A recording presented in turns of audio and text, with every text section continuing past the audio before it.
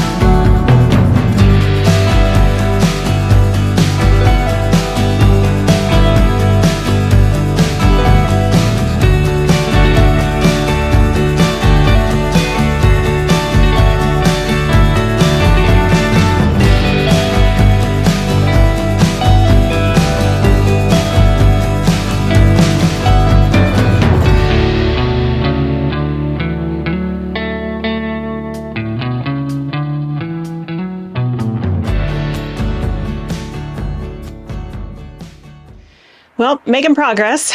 It's slow. I've been, I got as much as I could done on the beds we already have done. I had to literally walk on the last two because the soil is so chunky that I needed to break it up a bit with my body weight. It's really hard to hack it with the shovel because it hurts your arms after a while. So compost is on the way, should be here 15 minutes maybe. So what I did was I added the bone and blood meal that I have. Need to buy more to finish the other beds. And I started excavating another bed for hardware cloth, but I'm not making it very far. Those particular beds are very, very much 100% clay. Really hard to dig. Much more clay than up in this area here. So it's moist, which is nice, but it is really hard to get through. So that bed is going to take quite a while. So I'm just going to take my time on that. But when the compost arrives, I will work on filling this first bed that just has the hardware cloth in it. I will fill that one with compost. Then I'll see how I feel. I'm pretty tired now from the digging, so I might sprinkle compost on the other ones, but I might also just wait and do that tomorrow morning. It's going to be a little warmer tomorrow, but if I come out early, it'll be fine. So yeah, I'm just pacing myself. It's hard for me to accept the fact that I am not as young as I used to be, and I can't do as much as I used to do in a full day.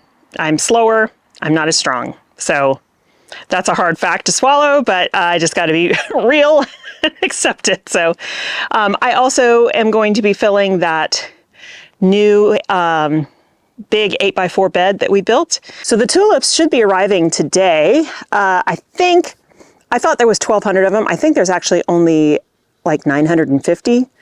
I can't remember. I just looked it up the other day. So those I can plant this week as well if I want to, or next week. Not a big deal. The bed for them is the old lily bed, and part of the new big bed that we built, I think it's going to be, I reprogrammed it yesterday on the computer. I think it's going to be half and half ranunculus and tulips. But anyway, I have to get the lily bed prepped. With the tulips, it'll be easy. I'll pull out all the lily stems, compost those, and then just kind of rake out the soil that's in there. And then I can put the tulip bulbs on top and just dump a whole bunch of soil on top, and that'll be done. That'll be a nice completed project. So as soon as this compost arrives, I'm going to try to finish up some work. Right now, I'm just taking a little bit of a break, having some water and an apple. And then hopefully I can get more work done today before my body just says, we're done.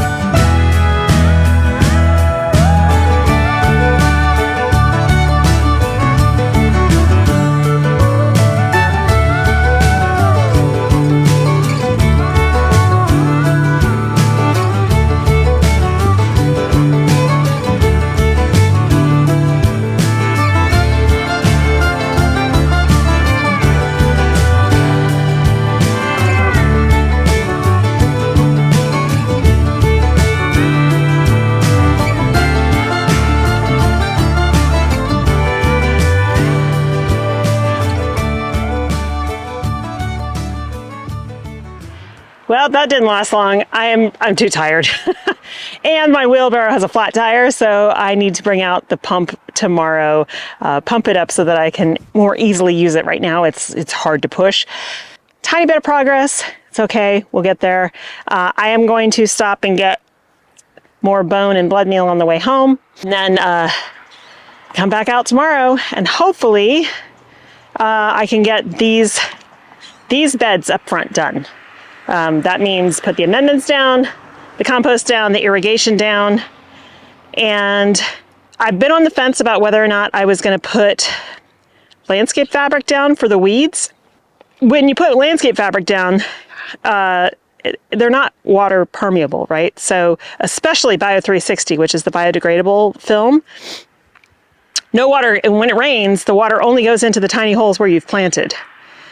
I mean, there'll be irrigation under there, but I feel like even though I'll be battling weeds, because this ground is so dry, I feel like putting landscape fabric down over these beds right now would be shooting myself in the foot. I think they need as much rain as they're going to be able to get.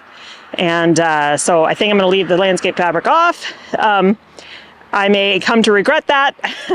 Just means I'm going to have to be really on top of the weeding, especially for the grass, because that stuff spreads by rhizomes. And even though we have basically double dug these beds, there's still going to be plenty of grass seed in there, and they'll be popping up as soon as our rains hit. So I'm going to have to be very diligent about keeping the weeding going, because as long as I keep weeding, then it won't become a golf course like it did last year. So anyway, that's going to be it for me today, you guys. I'm tired. Even though I didn't get done what I wanted to, at least it's a start.